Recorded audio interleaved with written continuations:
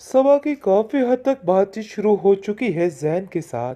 दिन रात बस उसके साथ ही फ़ोन पर शुरू हो जाती है और उसको बार बार मिनाहिल का जिक्र करके परेशान करती है, जिस पर वो कहता है कि अरे भाई, मिनाहिल के जिक्र को ना ही छेड़ो तो बेहतर है। मैं उसका नाम तक लेना पसंद नहीं करता, तो मैं चाहता हूँ कि उसका जिक्र भी ना किया जाए। जिसको सुनकर वो कहती है कि तुम्हारे माजी का हिस्सा तो वो रह चुकी है, इस बात से तुम आखिर कैसे जान छुड़वा सकते हो। लेकिन जी आप देखेंगे कि ज़ैन उसको साफ-साफ मना करता है कि मिनाहिल का आइंदा से कोई ज़िक्र नहीं होगा। मैं उससे शदीद नफ़रत करता हूँ, तो बेहतर यही है कि उसका किस्सा यहीं पे बंद कर दिया जाए। ज़ारा ये सारा माजरा देख के काफ़ी हैरान होती है और अपने भाई से कहती है कि आखिर ये क्या तमाशा चल रहा है? मुझे तो कुछ समझ नहीं आ रही। आखिर ये सारा चक्कर क्या है और क्या नहीं? क्या आप मुझे बता सकते हैं? जिस पर ज़ैन उसको कहता है कि अरे भई, तुम्हें कुछ भी टेंशन लेने की ज़रूरत नहीं है। और बेहतर यही है कि तुम इस बारे में मत सोचो, क्योंकि तुम्हारा सोचना बिल्कुल बेफजूल है। जिस पर ज़ारा कहती है कि अगर मैं अपनी ज़िंदगी में सुकून नहीं ले सकती ना, तो मैं आप लोगों को भी सुकून नहीं लेने दूंगी। तो इसलिए बेहतर यही है कि आप लोग भी जो कुछ करना चाह रहे हैं ना, अपने जहनों से निकाल दीजिए, क्योंकि मैं भी आप लोगों को अब ऐसे सुकून नहीं लेने दे सकती। दूसरी तरफ जी आप देखेंगे कि नरगिस काफ़ी ज़्यादा परेशान है मिनाहिल को देख देख के, क्योंकि मिनाहिल इस बात का रोना लेके बैठ गई है कि मैं कुछ गलत तो नहीं कर रही। मुझे उन लोगों से ये अपना हक लेना चाहिए कि नहीं लेना चाहिए। जिसको सुनकर साफ साफ कहती है कि अरे भाई देखो, तुम अपना हक ही ले रही हो, इसलिए तुम्हें परेशान होने की कोई ज़रूरत नहीं है। तुम्हें जो कुछ करना है अपनी मर्ज़ी के साथ करना है। और वैसे भी उन लोगों को इस चीज़ का एहसास होना चाहिए, जो एहसास वो दिल से बुलाए बैठे हैं। अब उनको इस चीज़ का एहसास दिलाओ कि आखिर ये सब कुछ क्या है, क्योंकि मामला काफ़ी ज़्यादा गड़बड़ हो चुका है। माजदा जिसके अक्ल ठिकाने आ चुकी है, जैन जो कि बहुत ही चीख चीख के बो रहा था, अब भी उसका दिमाग ठिकाने आ चुका है, क्योंकि वलीद ने उनके घर में सारा माजरा खोल दिया और उनको बताया कि आप लोग इस घर में नहीं रह सकते, चाहे जो मर्ज़ी हो जाए। ये बात बहुत ज़्यादा नाकाबिले बर्दाश्त हो चुकी है माजदा के लिए। लेकिन माजदा फिर से एक नई चाल चलेगी और फ़ोन करके कहेगी कि देखो बेटा, तुमने ये सब कुछ क्या कर दिया। मुझे तो हैरत हो रही है तुम पे। आज तक मेरी कोई तो कुर्बानी का सिला दो। आखिर तुम मेरे साथ ऐसे करोगी, मैं तो सोच भी नहीं सकती थी। जिसको सुनकर वो कहती है कि आप किस कुर्बानी की बात कर रही हैं? सारी ज़िंदगी तो मैं कुर्बानियाँ देती रही हूँ और इस चीज़ का शायद आपको अंदाज़ा भी है, और जानबूझकर आप ये सब कुछ करने की कोशिश कर रही हैं। वलीद जो कि काफ़ी परेशान है मिनाहिल के लिए, उसको कहता है कि तुम इन मामलों में मत पड़ो। अब ये मेरा मामला है और मैं ही सुलझाऊँगा। तुम्हें बिल्कुल भी परेशान होने की ज़रूरत नहीं है, क्योंकि अब वो लोग जानते हैं कि मिनाहिल का ये सब कुछ करना काफ़ी ज़्यादा ज़रूरी है। और मिनाहिल जो है वो कहती है कि मैं बस इन लोगों को सबक सिखाना चाहती हूँ कि आखिर जो ये कुछ कर रहे हैं ना, वो बहुत ही गलत है और ये सब कुछ इन लोगों को नहीं करना चाहिए।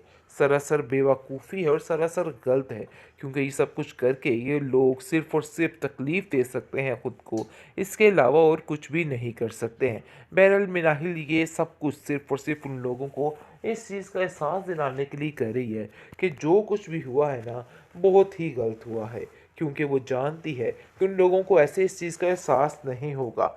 किस तरीके से उसको ज़लील और रुस्वा करके वहाँ से निकाला गया था, अब जाकर उसको इन सब चीज़ों की समझ आई है कि उसे इन लोगों का मुकाबला आखिर किस तरीके से करना है और कैसे ये मामला जो है वो रफ़ा दफ़ा होगा। नरगिस को कहती है कि तुम बिल्कुल भी परेशान मत हो, देख लेना वलीद खुद सब कुछ ठीक कर लेगा। सबा की काफ़ी हद तक बातचीत शुरू हो चुकी है जैन के साथ। दिन रात बस उसके साथ ही फ़ोन पर शुरू हो जाती है और उसको बार बार मिनाहिल का जिक्र करके परेशान करती है, जिस पर वो कहता है कि अरे भाई, मिनाहिल के जिक्र को ना ही छेड़ो तो बेहतर है। मैं उसका नाम तक लेना पसंद नहीं करता, तो मैं चाहता हूँ कि उसका जिक्र भी ना किया जाए। जिसको सुनकर वो कहती है कि तुम्हारे माजी का हिस्सा तो वो रह चुकी है, इस बात से तुम आखिर कैसे जान छुड़वा सकते हो। लेकिन जी आप देखेंगे कि ज़ैन उसको साफ-साफ मना करता है कि मिनाहिल का आइंदा से कोई ज़िक्र नहीं होगा। मैं उससे शदीद नफ़रत करता हूँ, तो बेहतर यही है कि उसका किस्सा यहीं पे बंद कर दिया जाए। ज़ारा ये सारा माजरा देख के काफ़ी हैरान होती है और अपने भाई से कहती है कि आखिर ये क्या तमाशा चल रहा है? मुझे तो कुछ समझ नहीं आ रही। आखिर ये सारा चक्कर क्या है और क्या नहीं? क्या आप मुझे बता सकते हैं? जिस पर ज़ैन उसको कहता है कि अरे भाई तुम्हें कुछ भी टेंशन लेने की ज़रूरत नहीं है और बेहतर यही है कि तुम इस बारे में मत सोचो क्योंकि तुम्हारा सोचना बिल्कुल बेफजूल है। जिस पर ज़ारा कहती है कि अगर मैं अपनी ज़िंदगी में सुकून नहीं ले सकती ना, तो मैं आप लोगों को भी सुकून नहीं लेने दूँगी। तो इसलिए बेहतर यही है कि आप लोग भी जो कुछ करना चाह रहे हैं ना, अपने ज़हनों से निकाल दीजिए, क्योंकि मैं भी आप लोगों को अब ऐसे सुकून नहीं लेने दे सकती। दूसरी तरफ जी आप देखेंगे कि नरगिस काफ़ी ज़्यादा परेशान है मिनाहिल को देख-देख के, क्योंकि मिनाहिल इस बात का रोना लेके बैठ गई है कि मैं कुछ गलत तो नहीं कर रही। मुझे उन लोगों से ये अपना हक लेना चाहिए कि नहीं लेना चाहिए, जिसको सुनकर साफ साफ कहती है कि अरे भाई देखो, तुम अपना हक ही ले रही हो, इसलिए तुम्हें परेशान होने की कोई ज़रूरत नहीं है। तुम्हें जो कुछ करना है अपनी मर्ज़ी के साथ करना है। और वैसे भी उन लोगों को इस चीज़ का एहसास होना चाहिए, जो एहसास वो दिल से बुलाए बैठे हैं। अब उनको इस चीज़ का एहसास दिलाओ कि आखिर ये सब कुछ क्या है, क्योंकि मामला काफ़ी ज़्यादा गड़बड़ हो चुका है। माजदा जिसके अक्ल ठिकाने आ चुकी है, ज़ैन जो कि बहुत ही चीख-चीख के रो रहा था, अब भी उसका दिमाग ठिकाने आ चुका है, क्योंकि वलीद ने उनके घर में सारा माजरा खोल दिया और उनको बताया कि आप लोग इस घर में नहीं रह सकते, चाहे जो मर्ज़ी हो जाए। ये बात बहुत ज़्यादा नाकाबिले बर्दाश्त हो चुकी है माजदा के लिए, लेकिन माजदा फिर से एक नई चाल चलेगी और फ़ोन करके कहेगी कि देखो बेटा, तुमने ये सब कुछ क्या कर दिया। मुझे तो हैरत हो रही है तुम पे। आज तक मेरी कोई तो कुर्बानी का सिला दो। आखिर तुम मेरे साथ ऐसे करोगी, मैं तो सोच भी नहीं सकती थी। जिसको सुनकर वो कहती है कि आप किस कुर्बानी की बात कर रही हैं? सारी ज़िंदगी तो मैं कुर्बानियाँ देती रही हूँ और इस चीज़ का शायद आपको अंदाज़ा भी है और जानबूझकर आप ये सब कुछ करने की कोशिश कर रही हैं। वलीद जो कि काफ़ी परेशान है मिनाहिल के लिए, उसको कहता है कि तुम इन मामलों में मत पड़ो। अब ये मेरा मामला है और मैं ही सुलझाऊँगा। तुम्हें बिल्कुल भी परेशान होने की ज़रूरत नहीं है, क्योंकि अब वो लोग जानते हैं कि मिनाहिल का ये सब कुछ करना काफ़ी ज़्यादा ज़रूरी है।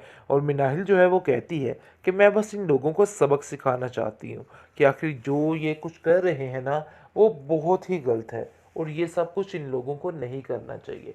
सरासर बेवकूफ़ी है और सरासर गलत है, क्योंकि ये सब कुछ करके ये लोग सिर्फ़ और सिर्फ़ तकलीफ़ दे सकते हैं खुद को, इसके अलावा और कुछ भी नहीं कर सकते हैं। बहरहाल मिनाहिल ये सब कुछ सिर्फ़ और सिर्फ़ उन लोगों को इस चीज़ का एहसास दिलाने के लिए कर रही है कि जो कुछ भी हुआ है ना, बहुत ही गलत हुआ है।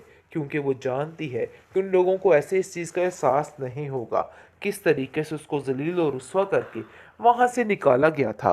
अब जाकर उसको इन सब चीज़ों की समझ आई है कि उसे इन लोगों का मुकाबला आखिर किस तरीके से करना है और कैसे ये मामला जो है वो रफ़ा दफ़ा होगा। नरगिस को कहती है कि तुम बिल्कुल भी परेशान मत हो, देख